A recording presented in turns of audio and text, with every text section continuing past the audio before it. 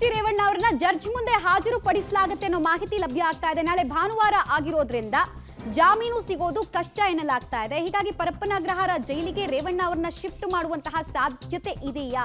ಸೋಮವಾರ ಜಾಮೀನಿಗೆ ವಕೀಲರ ಮೂಲಕ ಅರ್ಜಿನ ಮತ್ತೊಂದ್ಸಲ ಹಾಕೊಳ್ಳೋ ಸಾಧ್ಯತೆ ಕೂಡ ಇದೆ ಅನ್ನೋ ಮಾಹಿತಿ ಇದೆ. ಅಲ್ಲಿಗೆ 1 ಅಥವಾ 2 ದಿನಗಳ ಕಾಲ ಪರಪ್ಪನಗ್ರಹಾರ ಜೈಲಿನಲ್ಲಿ ಇರ್ತಾರಾ ಅಥವಾ ಕಸ್ಟೋಡಿಯಲ್ ಇಂಟ್ರಾಗೇಷನ್ಗೆ SIT ಅಧಿಕಾರಿಗಳು ತೆಗೆದುಕೊಳ್ತಾರಾ? ಮ್ಯಾಜಿಸ್ಟ್ರೇಟ್ ಮುಂದೆ ವ್ಯಕ್ತಪಡಿಸುವಂತಹ ಹೇಳಿಕೆ ಹಾಗೂ ಇಲ್ಲಿ ತನಕ ಈ ಪ್ರಕರಣದಲ್ಲಿ ದಾಖಲಾಗಿರುವಂತಹ ಸಂತ್ರಸ್ತೆಯರ ಹೇಳಿಕೆ, ಸಾಕ್ಷ್ಯ ಎಲ್ಲವನ್ನ ಕೂಡ ಮುಂದಿಡ್ಲಾಗುತ್ತೆ. ಸೊ ಮ್ಯಾಜಿಸ್ಟ್ರೇಟ್ ಡಿಸೈಡ್ ಮಾಡುತ್ತೆ ಏನ್ ಮಾಡಬೇಕು ಈ ಪ್ರಕರಣದಲ್ಲಿ ಅಂತ.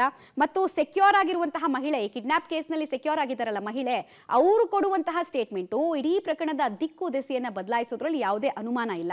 ಸೊ ಅವ್ರ ಮೇಲೆ ಒತ್ತಡ ಹೇರಿದ್ರ ಅಥವಾ ಯಾವ ಕಾರಣಕ್ಕೆ ಅವ್ರನ್ನ ಕಿಡ್ನಾಪ್ ಮಾಡಿದ್ರು, ಡೀಟೇಲ್ಸ್ ಕೊಡ್ತಾರೆ ಮುರಳಿ. ಮ್ಯಾಜಿಸ್ಟ್ರೇಟ್ ಮುಂದೆ ಯಾವಾಗ ಹಾಜರುಪಡಿಸ್ತಾರೆ ಅನ್ನೋ ಪ್ರಶ್ನೆಗೆ ಬಹುತೇಕ ನಾಳೆ ಅನ್ನೋ ಉತ್ತರ ಸಿಗ್ತಾ ಇದೆಯಾ? ಹಾಗಾದ್ರೆ ಜೈಲೇ ಕಂಟಿನ್ಯೂ ಆಗುತ್ತಾ? ಕಸ್ಟೋಡಿಯಲ್ ಇಂಟ್ರಾಗೇಷನ್ಗೆ ತೆಗೆದುಕೊಳ್ತಾರಾ? ಯಾವ ಸಾಧ್ಯತೆ ಹೆಚ್ಚಿದೆ ಈ ಕ್ಷಣಕ್ಕೆ ಅಂತ?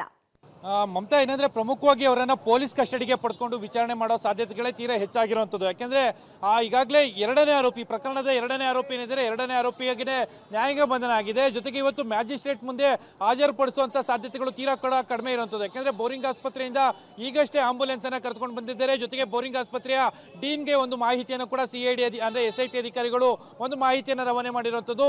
ಇನ್ನೇನೋ ಕೆಲವೇ ಕ್ಷಣಗಳಲ್ಲಿ ಅವರನ್ನ ಬೋರಿಂಗ್ ಆಸ್ಪತ್ರೆಗೆ ಕರೆದುಕೊಂಡು ಹೋಗಿ ಅಲ್ಲಿ ಮೆಡಿಕಲ್ ಟೆಸ್ಟ್ ಅನ್ನ ಮಾಡಿಸೋ ಕೆಲಸವನ್ನು ಕೂಡ ಮಾಡುವಂಥದ್ದು. ಅಂದ್ರೆ ಬೋರಿಂಗ್ ಆಸ್ಪತ್ರೆಯಿಂದ ಬಂದಿರುವಂತಹ ಆಂಬುಲೆನ್ಸ್ ಏನಿದೆ, ಆಂಬುಲೆನ್ಸ್ ನ ಮೂಲಕವೇ ರೇವಣ್ಣ ಅವ್ರನ್ನ ಬೋರಿಂಗ್ ಆಸ್ಪತ್ರೆಗೆ ಕರ್ಕೊಂಡು ಹೋಗಿ ಅಲ್ಲಿ ಮೆಡಿಕಲ್ ಟೆಸ್ಟ್ ಅನ್ನ ಮಾಡ್ತಾರೆ. ಅದಾದ ನಂತರ ಮತ್ತೆ SIT ಕಚೇರಿಗೆ ಕರ್ಕೊಂಡು ಬಂದು ಅವರನ್ನ ಅಫಿಷಿಯಲ್ ಅರೆಸ್ಟ್, ಅಂದ್ರೆ ಈಗ ಕೇವಲ ವಶದಲ್ಲಿ ಅವರು ಇರುವಂಥದ್ದು, SIT ಅಧಿಕಾರಿಗಳ ವಶದಲ್ಲಿ.